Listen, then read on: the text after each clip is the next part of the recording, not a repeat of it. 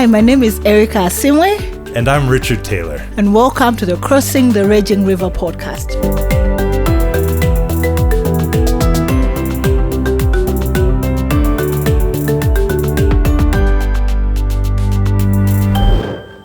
In our last episode, we actually introduced you to the concept of crossing the raging river, and we told you that leadership is like a journey that leaders have to go through, and they encounter different challenges, and this podcast is about how the leaders can overcome those challenges as they are trying to cross from one place to another and take leaders with them. So what's this episode about, Richard? Well, I'm very excited about this episode, Erica. Yeah. We're going to talk about how what's upstream in leadership flows downstream. And so often as leaders, we're only focused on what we can see right in front of us, that we don't recognize that what we see in front of us, the results that we have, are highly influenced by the beliefs, the mindsets, and the values that we carry as leaders. I'm looking forward to having this discussion as well, because I think I've been in so many scenarios where I've seen how mindsets have affected us as people who are being led by, and I know of a story. This is something I experienced myself because I was part of this institution, and in that institution we boasted about servant leadership. At the core of our mission was servant leadership. About That leading. sounds good so far. Servant leadership. Yeah, I actually don't know what we meant by servant leadership then, but we were taught about it, and everyone in the organization had to be a servant leader. And I remember the leaders of that organization were leaders who were quite educated, and they felt that they needed to be addressed by their titles. I mean, if you don't address them by their titles, they would literally write a long email. This happened to me, telling you why you should address them by their titles. Imagine addressing them by titles like doctor, professor, doctor, even beyond what I had ever heard. I thought a doctor is, if you're a professor, then it's higher than a doctor. Yes. But we had to mention everything, the master's degree, the doctor, everything they had ever gone through. But also beyond that, the culture in the organization was people feared those leaders. They made all the decisions themselves. And later on, when the leaders left the organization, there was a lot of funds embezzlement. They brought the organization down. It was almost running bankrupt by the time they left that organization. We later found out that they were using those resources for themselves. They would take those resources, the organizational resources, to live in fancy houses, to buy fancy clothes, and the staff suffered, of course. Salaries were not increasing, but their lives were transforming while they were there. Wow. It sounds like even though they were teaching you about servant leadership, that they weren't actually living that out in their lives. There was some different kind of beliefs or values or mindset that was driving that. What do you think were some of those things that led to that terrible result? I think there are so many mindsets that I saw. I felt like one of them was about how they felt that as leaders, they needed to be on top. They need to be seen. That's exactly the opposite of servant leadership.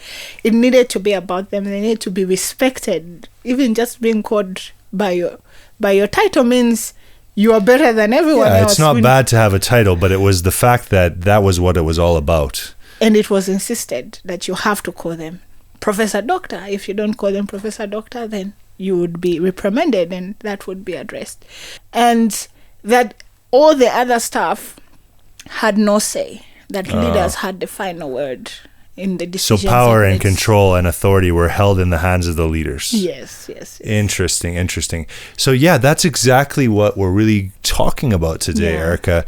We're really just talking about the idea that we need to focus first on what we actually believe, what our mindset is, what our beliefs are as leaders have a huge influence on what happens in our leadership. I would maybe ask our listeners to imagine a scenario where we've been talking a lot about rivers in this podcast, so let's use a river again. You're walking along a river with your friends. And so imagine a river that's in your own place or your own community. You're walking along that river.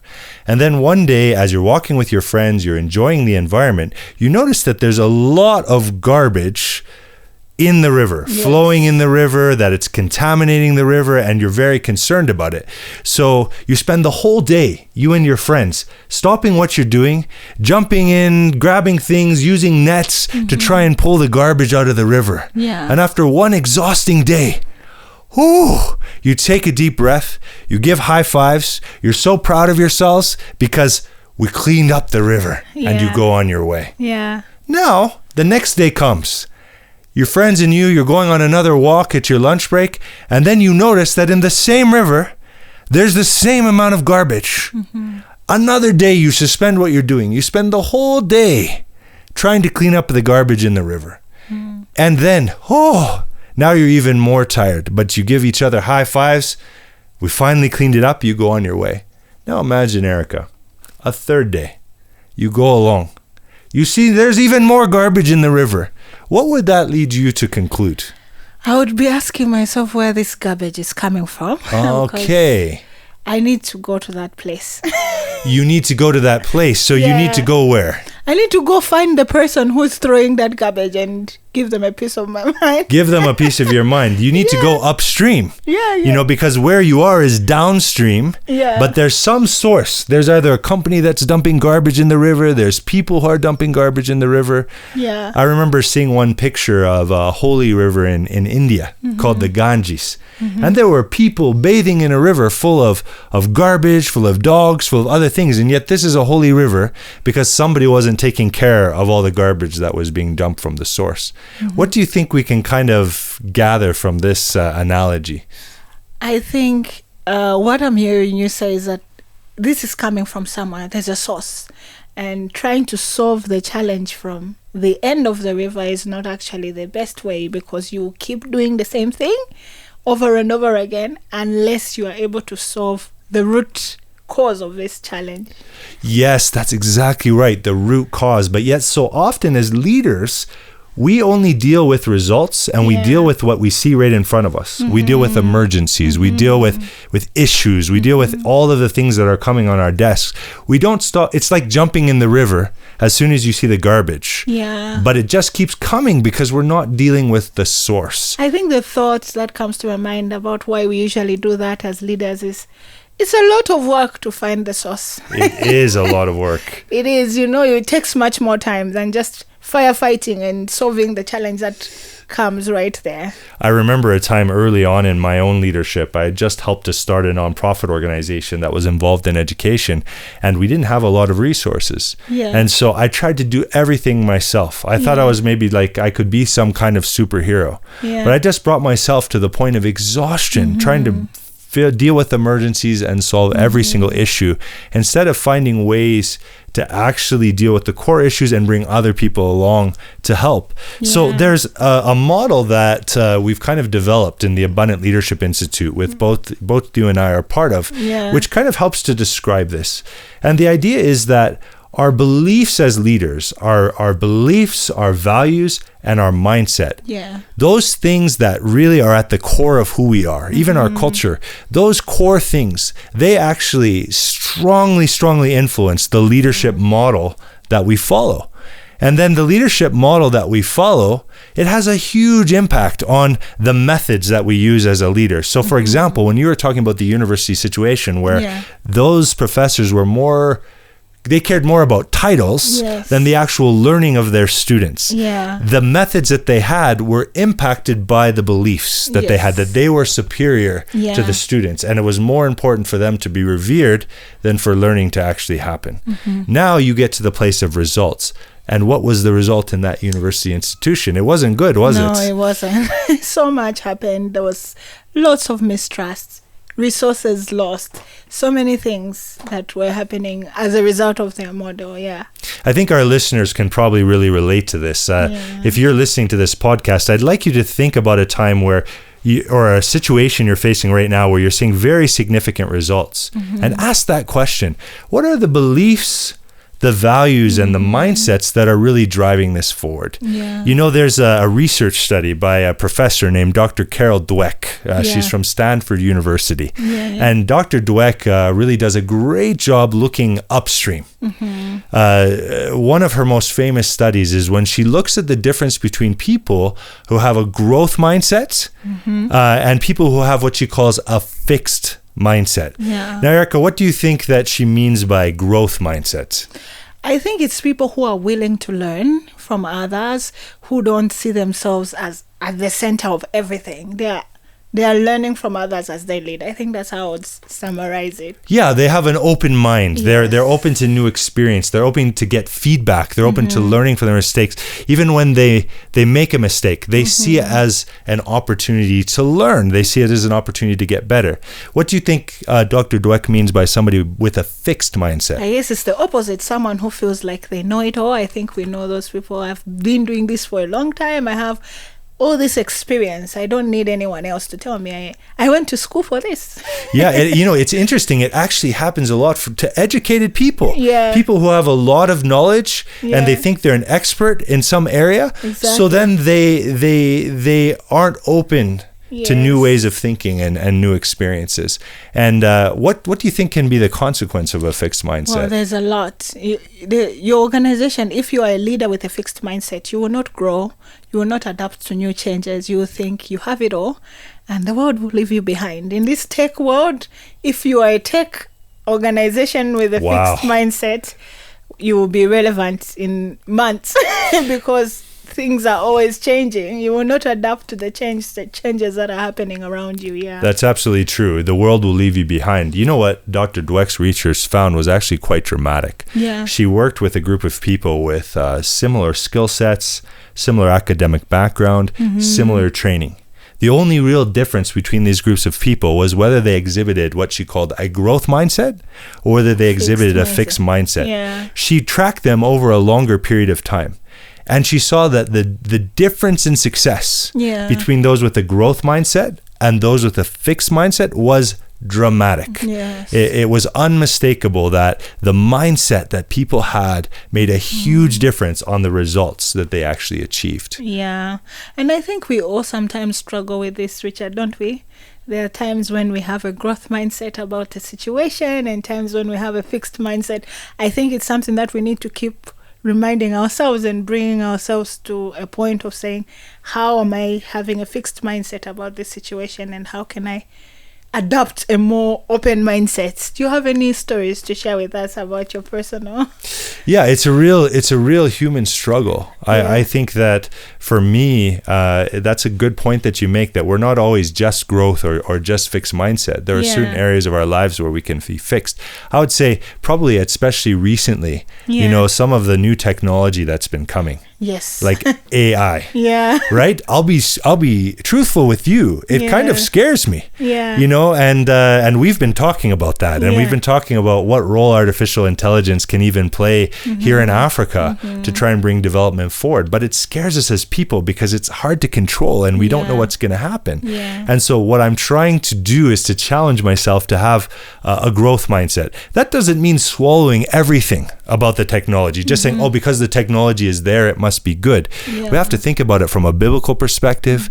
We have to think about how God created us as human beings, rooting our identity in Him, but also being open to say, how could these tools actually help to make people's lives better? And that's an area where I think I've been struggling, but now even with your help, I've been starting to think, okay, maybe there's some ways, if we at least are grounded in our beliefs, that we can use AI as a tool to make an impact. I'm a fan of AI. Everybody knows that. I think it came to make life easier, but I think we need to approach it cautiously. I think having a growth mindset as a Christian also means putting our values at the heart of it and weighing everything around that and making sure we're adopting this growth mindset while putting our values ahead of us.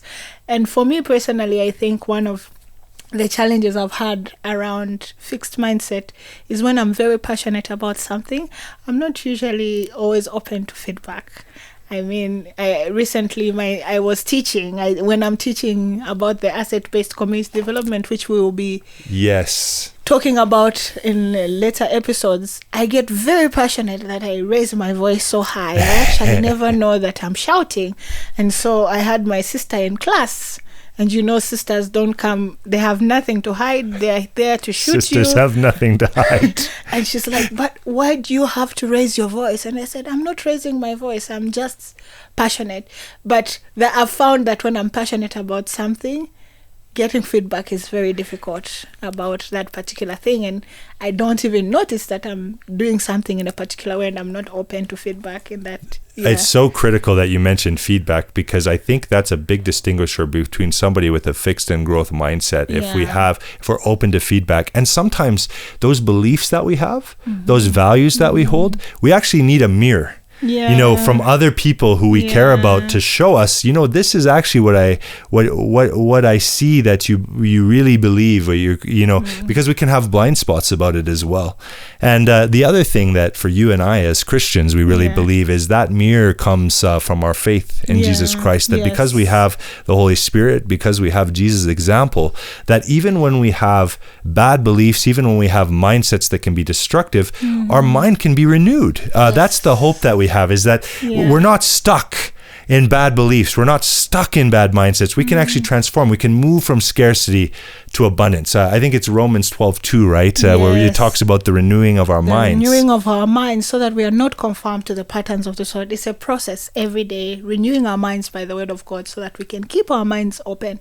I think there is nothing, even if we are talking about all these great solutions, all solutions are in the word of God, and the Bible encourages us to renew our minds daily so that we can be able to have a growth mindset. I think that's what we are talking about. And I like it when David actually prays a prayer to God, say, search my heart. I think as leaders, sometimes we can be so filled with the work that we are doing every day and not stop to reflect and say, God, search my heart and know my anxious ways. In Psalm 139, he prays that prayer. So I think it's a reminder for all of us to always step back and reflect, so that God can always lead us towards a growth mindset, and he can show us areas of our lives where we need to adopt more of the growth mindset. And ultimately, to have those beliefs and those values, the more they align with who he is, his heart, his character, the better impact and the results that we'll see in the lives of people that we serve. That's a wonderful reflection, Erica. So friends who are listening to this podcast, our encouragement to you today is just go upstream. Yes. Don't just focus on the emergencies, the results that are right in front of you. And when you go upstream, first look at your own beliefs and values and mindsets, and then those of your community, because the only way that we're really going to solve things for the long term is if we get to the core, we get to the root, we get to the source. What's upstream flows downstream. And so as leaders, we have to be focused upstream in order to influence the people that we're trying to serve. I think sometimes it's difficult to know when we have those mindsets, and sometimes we can sit back and reflect on our own lives as leaders. What has been happening in my journey as a leader?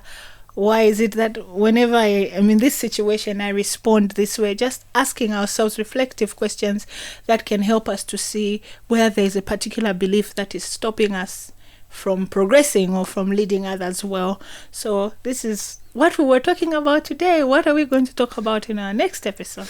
Well, we're going to build from this, right? We're going to actually build from the research of Dr. Dweck, but we're going to look at what happens then when you're working in situations where there seems to be a lack of material resources, there seems to be dependency, there seems to be a scarcity of things for leaders to actually make a difference. How can we move from a scarcity mindset, and what impact does that scarcity mindset have to a more abundant mindset? I'm looking forward to having that conversation, and we hope that you enjoyed this session today with us. As usual, we invite you to go to our website at kurumbuka.org/podcast if you want to hear more podcasts and get access to more resources that we have there for you as leaders. Thank you for joining us. Remember, go upstream.